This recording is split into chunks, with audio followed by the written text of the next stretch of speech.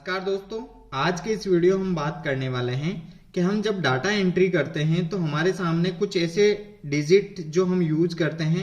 जैसे मान लीजिए एम्प्लॉय कोड है तो वहां पर हम 5 या 8 जितने भी डिजिट होते हैं उनका यूज करते हैं। आधार नंबर हो गया, वहां पर हम 12 डिजिट का यूज करते हैं। मोबाइल नंबर हो गया, वहां पर हम 10 डिजिट का यूज करते हैं। लेकिन जब एंट्री कर रहे होते हैं तो कई बार हमारे से हो सकता है गलती से, अगर मान लीजिए मोबाइल नंबर 10 अंकों का चाहिए तो कभी 9 हो जाते हैं या कभी 11 भी हो सकते हैं। तो ये सारी चीजें जब हम आगे कोई डेटा सेंड करते हैं तो वहां दिक्कत आती है। तो हम इन सारी चीजों में, जैसे मान लीजिए यहाँ पर एक एंट्री करके देखते हैं। यहाँ हमें आधार नंबर चाहिए यानी 12 नंबर चाहिए। यहाँ पर एंट्री कर देता हूं मैं, ये 12 नंबर की मैंने एंट्री कर दी।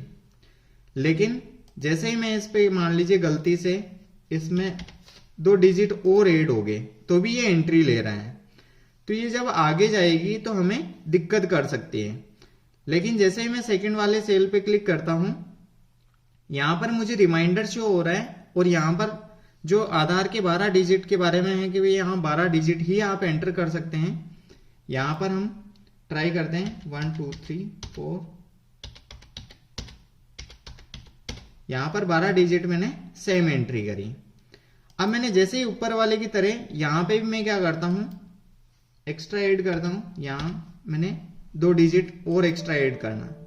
लेकिन जैसे ही मैंने 2 एक्स्ट्रा ऐड करना चाहे तो यहां पर please correct Aadhaar number.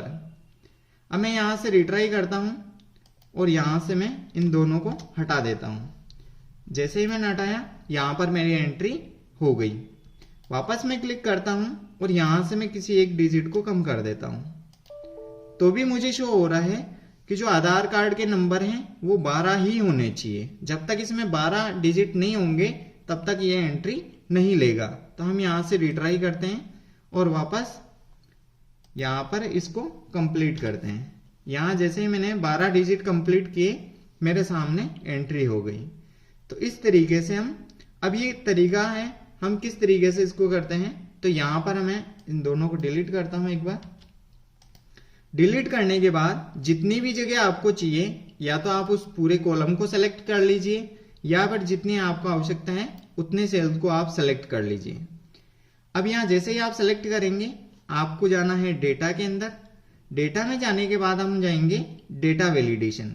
Data validation पे जैसे ही क्लिक करेंगे आपको फर्स्ट ऑप्शन डेटा वैलिडेशन पे क्लिक करना है। जैसे ही डेटा वैलिडेशन पे क्लिक करेंगे हमारे सामने डेटा वैलिडेशन आएगा। हमें सेटिंग पे क्लिक करना है। सेटिंग पे क्लिक करने के बाद यहाँ आपको काफी सारी चीजें हैं, जैसे एनी वैल्यू है, हमने डेसिमल, लिस्ट के बारे में। तो लिस्ट के बारे में हमने पिछले वाले वीडियो में देखा था, जो ड्रॉप डाउन लिस्ट हम क्रिएट करते हैं। यहाँ हम देखेंगे टेक्स्ट लेंथ के बारे में। जैसे मैंने टेक्स्ट लेंथ पे क्लिक किया, यहाँ पर ऑप्शन आ रहा है इक्वल टू। यहाँ और भी ऑप्शन है, अगर आप कोई 2 नंबर के बीच में रखना चाहें तो भी रख सकते हैं। तो यहाँ हम इक्वल टू करेंगे और यहाँ पर जो लेंथ है, जैसे आधार कार्ड के डिजिट 12 होते हैं तो यहाँ पर हम 12 लिख देंगे। उसके बाद यहाँ से इसको ओके नहीं करना है। अगर आपको कोई मैसेज देना है, जैसे मान लीजिए यहाँ पर कोई मैसेज है तो ये मैसेज आ गया। अब यहाँ पर अगर मान लीजिए इसका एरर मैसेज आपको शो करना है तो आप एरर मैसेज भी शो कर सकते हैं। जैसे मान लीजिए प्लीज करेक्ट आधार नंबर। तो ये चीजें हम अच्छे से लिख दें या जो भी आपको कस्टमाइज मैसेज देना है वो मैसेज आप दे सकते हैं। अब मैं यहां से इसको ओके कर देता हूं। अब आप जिस भी सेल पे क्लिक करेंगे तो यहां आपको शो हो जाएगा इसका रिमाइंडर।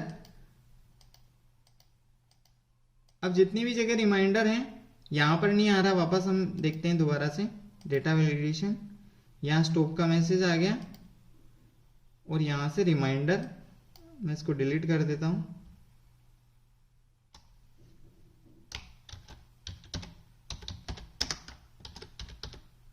आधार नंबर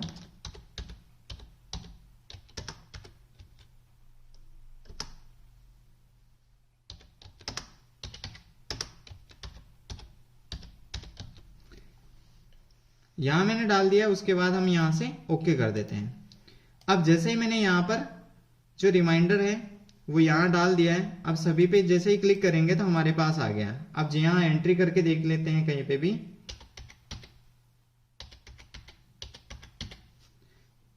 ये हमारे पास में जो एंट्री हम दे रहे हैं, ये एंट्री हमारे पास कंप्लीट नहीं है, तो हमारे पास में इस तरीके से मैसेज आ जाएगा। हम रिट्राई करके इसको कंप्लीट करते हैं। अब जैसे ही मैंने कंप्लीट किया तो हमारी एंट्री हो गई। अब हम यहाँ से इसका जो फॉर्मेट है वो चेंज कर देते हैं, जनरल से इसको नंबर में ला देते हैं, और यहाँ से जो डेसिमल है इसको भी कम कर देते हैं। अब जैसे ही हमने यहाँ पर एंट्री अब हम आसानी से कर सकते हैं। यहाँ से मैं इसको ऊपर तक ले आता हूँ। अब ये सेम एंट्री हमारी हो गई, लेकिन किसी में भी अगर एक कम या ज्यादा होता है तो वो एंट्री नहीं लेगा। यहां से मैं एक को डिलीट कर देता हूं तो ये एंट्री नहीं लेगा। इस तरीके से हमारा कोई भी जो डेटा है आधार कार्ड का वो गलत नहीं होगा, क्योंकि जब तक वो 12 डिजिट नहीं होगा वो एंट्री नहीं लेगा। सेम ये मोबाइल नंबर में हम कर सकते हैं। अब यहां पर हम क्या करें, इसको सेलेक्ट कर लें। अब सेलेक्ट करने के बाद में आपको सेम डेटा पे जाना है, डेटा वैलिडेशन। डेटा वैलिडेशन पे क्लिक करेंगे, यहां सेटिंग में एनी वैल्यू पे क्लिक। यहां से हम वापस टेक्स्ट लेंथ पे। अब यहां बिटवीन इसकी जगह हम इक्वल टू करेंगे और लेंथ में दे देंगे हम 10। और यहां से अगर आप मैसेज देना चाहें तो मैसेज दे सकते हैं रिमाइंडर का, जैसे रिमाइंडर दे दिया मैंने। अगर रिमाइंडर में हम यहां से दे सकते हैं मोबाइल नंबर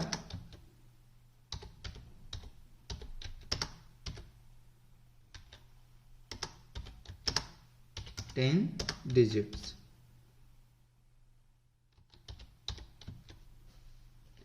यहां से एरर मैसेज में प्लीज करेक्ट मोबाइल नंबर, और यहां से हम ओके कर देंगे। अब यहां जिस तरीके से जहां पे भी हम क्लिक करेंगे तो हमारे को यहां मैसेज आ जाएगा कि मोबाइल नंबर 10 अंकों का होना चाहिए। यहां पे क्लिक करते हैं तो हमारे पास में रिमाइंडर का मैसेज 12 अंकों का आ रहा है। अब यहां जो भी एंट्री करेगा तो यहां पर सही एंट्री करेगा। अगर सही एंट्री नहीं करता है तो वो हमें एरर दिखाएगा। यहां पर हम ट्राई करते हैं। ये हमारा मोबाइल नंबर 10 अंकों का सही से ले लिया। अब जैसे ही मैं कोई नंबर ऐड करता हूं तो ये मुझे प्लीज करेक्ट मोबाइल नंबर। तो इस तरीके से हम कोई भी डेटा एंट्री गलत होने से बचा सकते हैं। यहां से वापस मैं एक डिजिट को यहां से डिलीट कर देता हूं।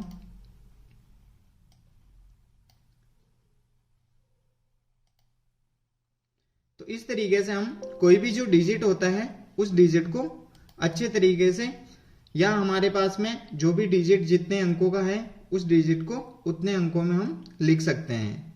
डेटा वैलिडेशन के टेक्स्ट लेंथ की वजह से हम हमारी कोई भी एंट्री है वो गलत नहीं करेंगे। आई होप आपको डेटा वैलिडेशन का ये ऑप्शन अच्छे से समझ में आ गया होगा।